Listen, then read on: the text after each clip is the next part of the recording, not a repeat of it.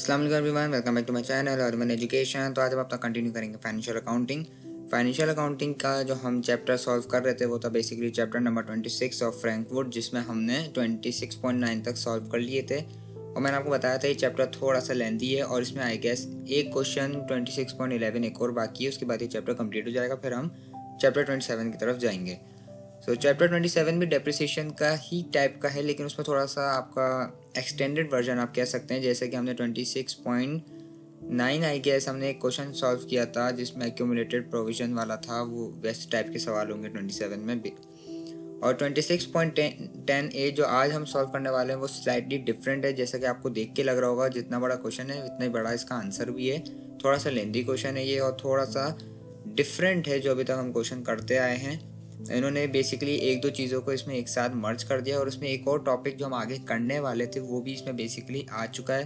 तो ये question chapter का हिस्सा था, तो इसलिए मुझे कराना पड़ेगा, वरना इसकी सेपरेट वीडियो इस टॉपिक की वो मैं बनाने वाला हूँ, जिसका नाम है डिस्पोजल ऑफ एसेट। यानी जो एसेट आपके पास होता है, जैसे आपने कोई कार खरीदी है तो वो पूरा डेप्रिशिएट होने के बाद जो है, जब आप उसको वापस बेचते हो, तो जब आप उसको बेचते हो वापस, तो उसको कहते हैं बेचते हो या आप जो भी करते हो कि मतलब फेंक देते हो या जो डिस्पोज ऑफ करते हो बेसिकली, तो उस पर आप ये चेक करते हो कि आपने जो डिस्पोज ऑफ किया है तो उसमें आपको कोई प्रॉफिट हुआ है, लॉस हुआ है या क्या हुआ है, वो आपको कहते हैं डिस्पोजल ऑफ एसेट। तो फिलहाल हम सवाल जो शुरू करेंगे वो हम सबसे पहले, ये हमारे 4 पार्ट्स में मुश्तमिल है सवाल। ये ए है जिसमें हम वही स्ट्रेट लाइन मेथड और रिड्यूसिंग बैलेंस मेथड जो अभी तक हम जैसे यूज़ करते हैं वैसे ही यूज़ करेंगे। और बी में हमारा डिस्पोजल ऑफ एसेट करेंगे। और सी और डी आपका बेसिकली थ्योरी है जो हम अभी देखेंगे। ठीक है, तो शुरू करते हैं। सबसे पहले सवाल को रीड कर लेते हैं 26.10 ए को। On 10th August 20X3, Joblot, a computer software retailer, bought a fixed asset which cost 1 lakh pound. It had an anticipated life of 4 years and an estimated residual value of 20,000 pound. अच्छा, ये residual value आपके पास वही होती है, या तो आप इसको सैल्वेज वैल्यू कह लें या फिर आप इसको स्क्रैप वैल्यू कह लें, इस एक ही बात है। Due to unforeseen events in the computer industry, the asset was suddenly sold on 10th March 20X6 for 45,000 pound. अच्छा, इन्होंने क्या कहा कि कुछ ऐसे अनफोर्सीन इवेंट्स आने लग गए थे कंप्यूटर इंडस्ट्रीज में, जो उनको लगा कि ना ये एसेट फ़ौरन बेच देना चाहिए। उन्होंने फ़ौरन सडनली उस एसेट को बेच दिया। हालांकि उसको 4 साल रख सकते थे, 4 साल उसकी एंटिसिपेटेड लाइफ थी, लेकिन उन्होंने उसको 3 साल में ही बेच दिया और 45,000 पाउंड का उन्होंने बेचा है। हालांकि उसकी जो स्क्रैप वैल्यू थी वो 20,000 पाउंड तक जा सकती थी। अच्छा, अब एक और लाइन लिखी हुई, the policy of the company is to provide depreciation in full in the year of purchase and none in the year of sale. अब ये लाइन बड़ी इंपॉर्टेंट है। ये कह रही है कि ना जो आपकी कंपनी की पॉलिसी है ना, उस कंपनी की जॉब लॉट की, वो ये है बेसिकली कि जो वो आप कोई चीज़ उससे परचेज करते हो तो जिस ईयर में भी आपने लिया है तो उस साल का पूरा डेप्रिसिएशन निकलता है। और आपका जो है जिस ईयर में आप उसको बेच रहे हो तो उस साल का आपका डेप्रिसिएशन कुछ चार्ज नहीं होगा आपके प्रोडक्ट पे, यानी नहीं निकलेगा। तो उस साल में आप नहीं कैलकुलेट करेंगे, क्योंकि ये हम अभी अब जब हम कैलकुलेट करेंगे तो ये इन्फॉर्मेशन हमारे काम आएगी। और रिक्वायर्ड क्या है, ए पार्ट में हमें मांगा गया है calculate the charge for depreciation for each of the years using both the straight line method and the reducing balance method, showing clearly the net book values as at the end of each of the years. हर साल की वही हमारे को reducing balance और depreciation straight line method को use करना है। अच्छा, बी पार्ट में कैलकुलेट द प्रॉफिट और loss on the disposal of the asset under both of the above methods. तो वही डिस्पोजल ऑफ अप्लाई करना है उन दोनों मेथड्स पे और देखना है कि हमारे को प्रॉफिट हुआ है या लॉस हुआ है। तीसरा पार्ट है explain why assets are depreciated and provide an example where it would be more appropriate to use straight line and another example where it would be more appropriate to use reducing balance. D है explain what the figures for net book value that are shown in the balance sheet represent. तो इसमें आप देख सकते हैं कि हमारे को रिड्यूसिंग बैलेंस में जो है हमेशा की तरह रेट दिया हुआ होता है परसेंटेज में, वो हमें इस बार नहीं दिया हुआ। इसका मतलब है हमें वो खुद कैलकुलेट करना होगा, जो अभी तक नहीं देखा हमने कि किस तरह कैलकुलेट होता है, वो हम इस सवाल में देखेंगे। सबसे पहले ए पार्ट से शुरू करते हैं। तो ए पार्ट में हमारे जो फॉर्मूलाज यूज़ होंगे वो बेसिकली हमारा जो पहला फॉर्मूला बुक वैल्यू का, जो एक्चुअल कॉस्ट में से अगर आप एक्यूमुलेटेड डेप्रिसिएशन यानी हर साल का डेप्रिसिएशन काटते रहते हो तो आपकी वो बुक वैल्यू होती है, जो उस करंट ईयर की आपके प्रोडक्ट की बची हुई वैल्यू होती है। डेप्रिशिएबल कॉस्ट का फॉर्मूला होता है कि एक्चुअल कॉस्ट में से अगर आप उसकी स्क्रैप वैल्यू को माइनस कर दो तो वो डेप्रिशिएबल कॉस्ट आ जाती है। कि फॉर एग्जांपल आपके प्रोडक्ट की एंटिसिपेटेड लाइफ 4 ईयर्स है, तो 4 साल में वो कितना डेप्रिशिएट होगा टोटल, वो उसकी ये कॉस्ट होती है depreciable cost. Annual depreciation expense, जब आप डेप्रिशिएबल कॉस्ट को 4 साल में डिवाइड कर देंगे तो हर एक साल के हिसाब से उसकी कॉस्ट आ जाएगी, जिसको हम एनुअल डेप्रिसिएशन एक्सपेंस कहते हैं। और उसके बाद रेट का फॉर्मूला जो हमारे बी वाले पार्ट में नहीं, बेसिकली 1 में ही यूज़ होगा, लेकिन उसमें रिड्यूसिंग बैलेंस में यूज़ होगा। ये परसेंटेज निकालने का है रेट का फॉर्मूला, जो कि है 1 minus n under root s upon C. तो ये s अपॉन सी और n क्या है, n is equal to number of years, यानी उसकी एंटिसिपेटेड लाइफ कितनी है वो n है, s उसकी स्क्रैप वैल्यू कितनी है, और c यानी एक्चुअल कॉस्ट क्या है आपकी इक्विपमेंट की। तो अगर आप इसको फॉर्मूला को लगाएंगे तो आपके पास रेट कैलकुलेट हो जाएगा, यानी कितने रेट का आपको हर बार जो है रिड्यूसिंग बैलेंस निकालना है। तो ये परसेंटेज कैलकुलेशन को हम रिड्यूसिंग बैलेंस में यूज़ करेंगे। तो सबसे पहले स्ट्रेट लाइन मेथड से स्टार्ट करते हैं। तो कॉस्ट ऑफ इक्विपमेंट जो हमारे को दी ये क्वेश्चन में वो है 1 लाख पाउंड। तो 1 लाख पाउंड हमारी कॉस्ट ऑफ इक्विपमेंट, उसकी एक्सपेक्टेड स्क्रैप वैल्यू क्या बताई थी उन्होंने, 20,000 उसकी स्क्रैप वैल्यू थी, और 4 ईयर्स उसकी जो है यूजफुल लाइफ थी। अब हम फॉर्मूलाज की मदद से सबसे पहले अपनी चीज़ें कैलकुलेट कर लेते हैं, जो कि बेसिकली थी सबसे पहले डेप्रिशिएबल कॉस्ट। तो डेप्रिशिएबल कॉस्ट कैसे निकलेगी, डेप्रिशिएबल कॉस्ट निकलेगी एक्चुअल कॉस्ट, यानी 1 लाख को माइनस कर दो उसकी स्क्रैप वैल्यू यानी 20,000 से, तो ये मेरे पास 80,000 डेप्रिशिएबल कॉस्ट हो गई, यानी आपका प्रोडक्ट पूरे 4 साल में इतना डेप्रिशिएट होना है। अगर इस अमाउंट को मैं डिवाइड कर दूं नंबर ऑफ ईयर्स से, तो ये मेरे पास हर साल के हिसाब से एनुअल एक्सपेंस आ गया है, एनुअल डेप्रिसिएशन एक्सपेंस, जो कि स्ट्रेट लाइन में आपके सेम ही रहता है। तो सबसे पहले स्ट्रेट लाइन मेथड में हम हमेशा की तरह लिखेंगे कॉस्ट ऑफ इक्विपमेंट, यानी मैं यहाँ पे सिंपल कॉस्ट लिख देता हूँ, और 1 लाख यहाँ पे मैं प्राइस मेंशन कर देता हूँ। अब आपको पता है हम हमेशा यहाँ पर लिखते हैं ईयर 1 डेप्रिसिएशन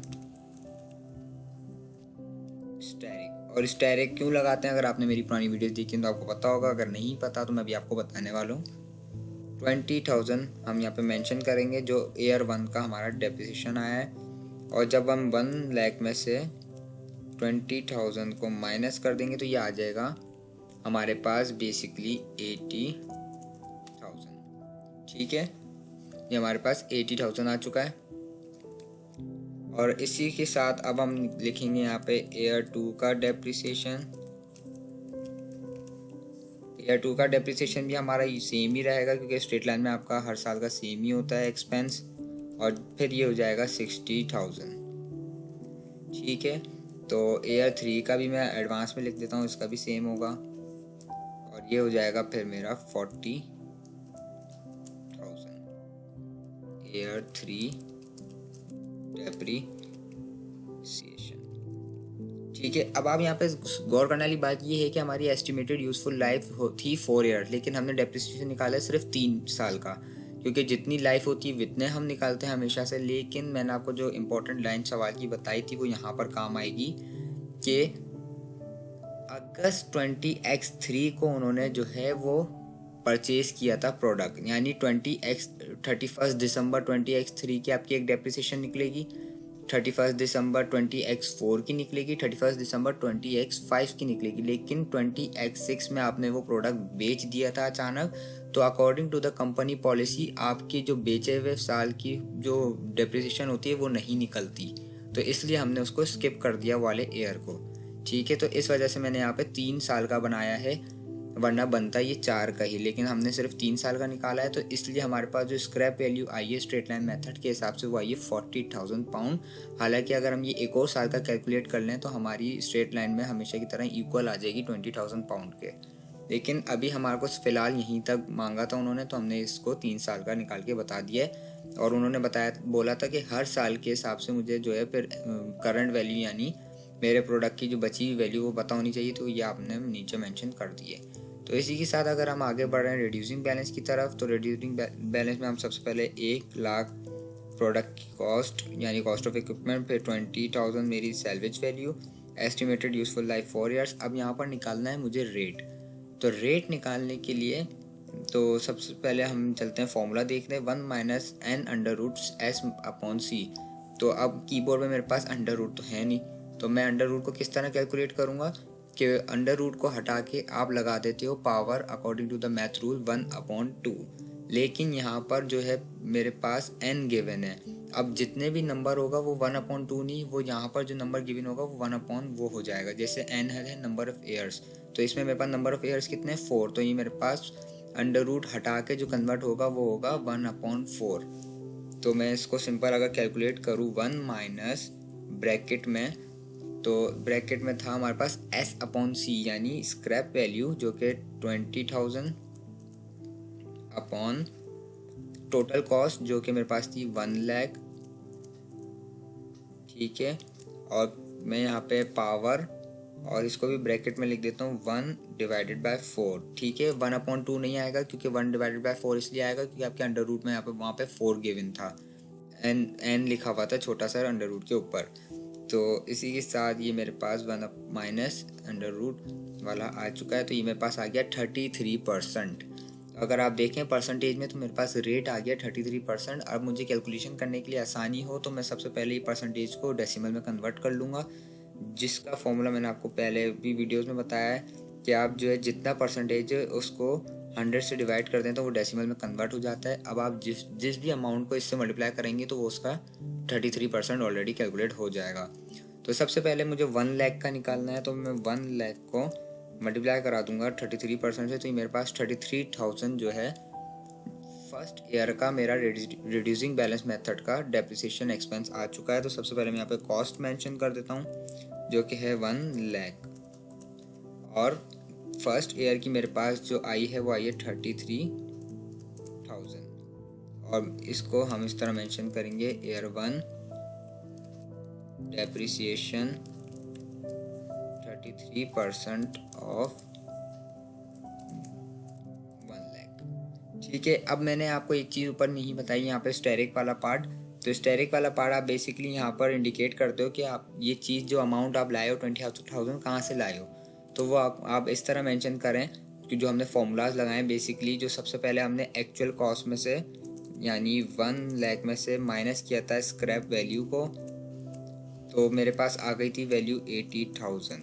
ठीक है, अब उस 80,000 को मैंने डिवाइड किया था नंबर ऑफ ईयर्स में जो कि आ गई थी 20,000। तो ये वैल्यू बेसिकली स्टेरिक इंडिकेट कर रहा है कि ये वैल्यू यहाँ से आई है। तो आप ये मेंशन कर दिया करें, एक अच्छा पॉइंट ऑफ व्यू होता है एग्जाम चेक करके उस पर भी कि आपको ये चीज़ें पता है। ठीक है, तो अब यहाँ पर जो है अगर मैं 1 लाख को माइनस कर दूँ 33,000, तो ये मेरे पास आ गया 67,000 ईयर 1 गुजरने के बाद मेरे प्रोडक्ट की वैल्यू। ठीक है, तो अब मैं यहाँ पर मेंशन कर देता हूँ ईयर 2 डेप्रिसिएशन 33% ऑफ 67,000। अब 67,000 का मुझे 33% निकालना है, तो मैं 67,000 को मल्टीप्लाई करा दूंगा 0.33 से, तो ये मेरे पास आ गया 22,110। ठीक है, तो मैं यहाँ पे मेंशन कर देता हूँ 22,110, और जब मैं माइनस कराऊंगा इसको 67,000 में से, तो मेरे पास वैल्यू आ जाएगी 44,890। तो अब मेरा ईयर 3 का जो डेप्रिसिएशन निकलेगा वो इस अमाउंट में से निकलेगा, डेप्रिसिएशन 33% ऑफ 44,890। ठीक है, अब इसका मैं निकाल लेता हूँ 44,890 का 33%, तो 44,890 मल्टीप्लाई बाय 0.33 मेरे पास आ गया है 14,813.7। और रिड्यूसिंग बैलेंस में मैंने आपको बताया कि पॉइंट्स में आंसर आ सकते हैं, तो अगर 5 या 5 से ग्रेटर है तो आप मैक्सिमम पे राउंड ऑफ करते हैं, और अगर 5 से नीचे है तो आप मिनिमम पे राउंड ऑफ करते हैं। तो ये 0.75 से बड़ा है, तो ये मैं 14,813 को 14,814 कर दूंगा। तो 14,814 मेरे पास आया है ईयर 3 का 14,814। ठीक है, जब मैं सब्ट्रैक्ट करूंगा इसको 14,814 ये मेरे पास आ गई 30,076 पाउंड। ये मेरी ईयर 3 के बाद रिड्यूसिंग बैलेंस की आई है। ये भी हमने जो है 3 साल का ही निकाला है, जिस तरह स्ट्रेट लाइन का 3 साल का निकाला था, इसी तरह रिड्यूसिंग बैलेंस का भी हमने 3 ईयर्स का निकाला है। अब आपका ये ए पार्ट तो कंप्लीट हो गया। जो उन्होंने हमसे मांगा था कि आपको जो है डेप्रिसिएशन चार्जेस निकाल के दिखानी है पर हर ईयर के हिसाब से। लेकिन अब बी पार्ट में आपको इसकी ज़रूरत पड़ेगी। बी पार्ट में क्यों ज़रूरत पड़ेगी? बी पार्ट में आपको करना है डिस्पोजल ऑफ के तहत आपको चेक करना है डिस्पोज ऑफ, जब आपका एसेट हुआ है तो उसमें कोई प्रॉफिट हुआ है या लॉस हुआ है। ठीक है, तो उसको चेक करने का तरीका क्या है? तो सबसे पहले हम आ जाते हैं बी वाले पार्ट में। तो ये आपका बी वाला पार्ट, इसमें आपके पास 3 कॉलम्स हमने बनाए हैं। एक स्ट्रेट लाइन कैलकुलेट करेंगे, एक रिड्यूसिंग बैलेंस कैलकुलेट करेंगे और एक साइड पे हम अपना मेंशन करेंगे चीज़ें। तो सबसे पहले जो मैं रो में लिखूंगा वो लिखूंगा सेल्स प्रोसीड्स। ठीक है, सेल्स प्रोसीड मींस कि आपने वो प्रोडक्ट जो आप जिसकी डिस्पोजल ऑफ निकाल रहे हो वो कितने का बेचा है या आपने उसके साथ जो भी किया वो कितने का गया। अब आप या तो यहाँ पे सेल्स प्रोसीड्स भी लिख सकते हैं या आपको कहीं पे टर्म्स लिखी हुई नज़र आएंगी डिस्पोजल प्राइस या फिर डिस्पोजल, सिर्फ डिस्पोजल भी लिखा हुआ हो सकता है। डिस्पोजल प्राइस भी आप देखा जा सकता है कहीं कहीं पे, मैंने पढ़ा है डिस्पोजल प्राइस भी लिखा हुआ होता है। तो वो आपका यही होता है सेल प्रोसीड कि आपने डिस्पोज ऑफ कितने का किया है। तो डिस्पोज ऑफ हमने कितने का किया था, जो कि हमारे को सवाल में गिवन था कि उन्होंने 10 मार्च 2026 को 45,000 को सेल कर दिया है एसेट। तो यानी ये हमारा डिस्पोजल प्राइस हो गई 45,000 दोनों के लिए, रिड्यूसिंग बैलेंस के लिए भी और हमारा जो है स्ट्रेट लाइन मेथड के लिए भी।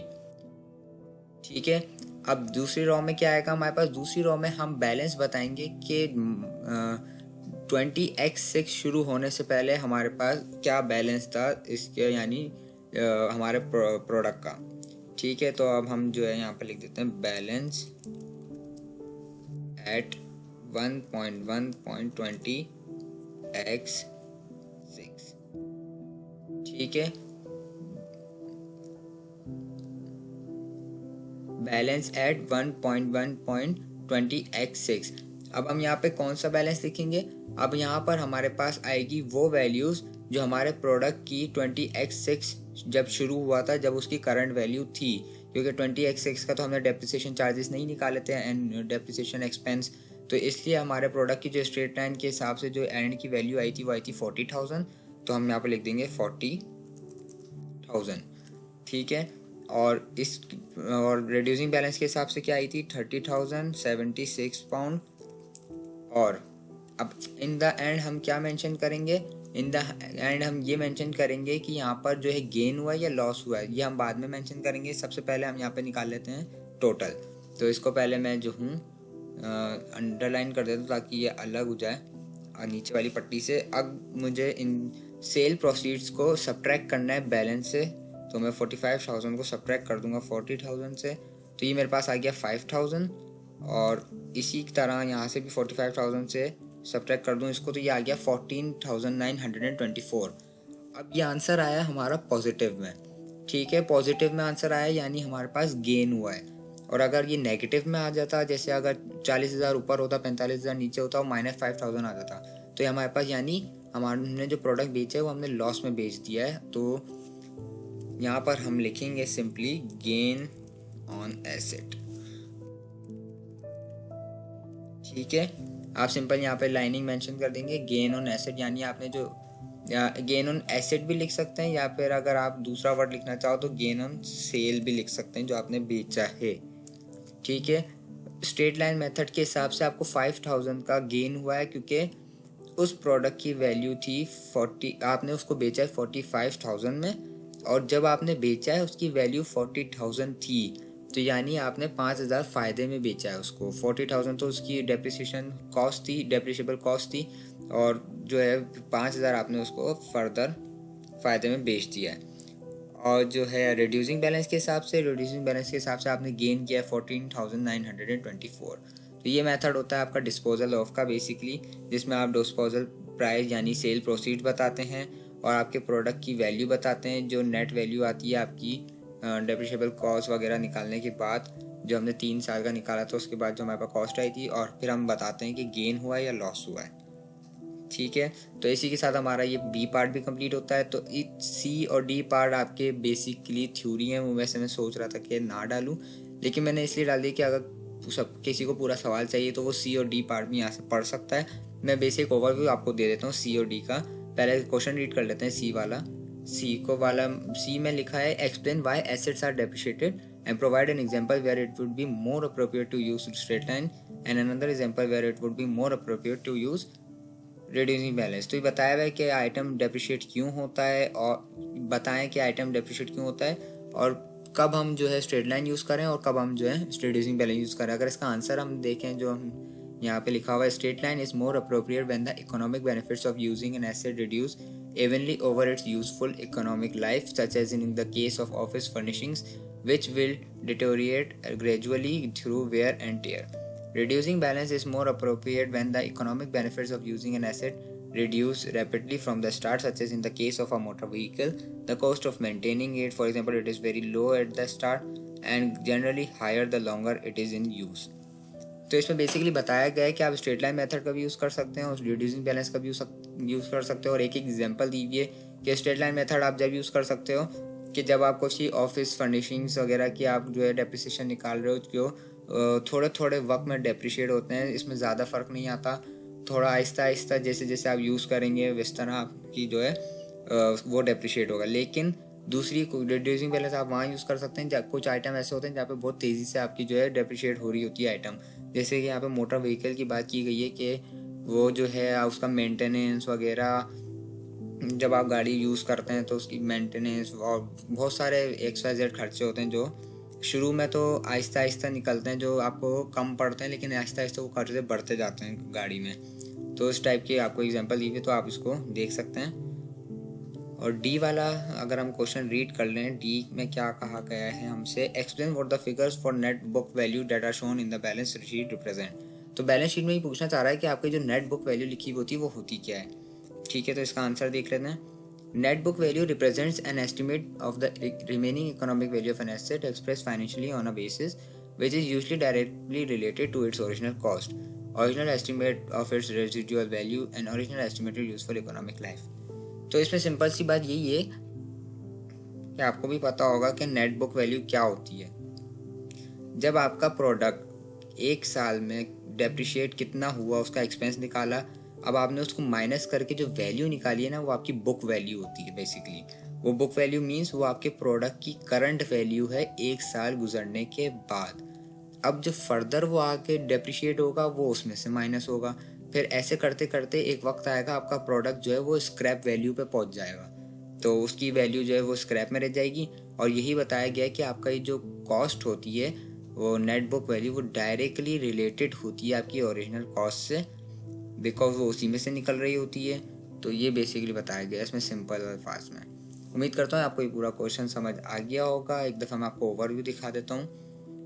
तो ये हमारा क्वेश्चन था 26.10A, जो कि थोड़ा सा लेंदी सा क्वेश्चन था, जिसमें हमने ये फॉर्मूलाज की यूज़ करते हुए स्ट्रेट लाइन मेथड यूज़ किया बनाया और फिर रिड्यूसिंग बैलेंस मेथड बनाया।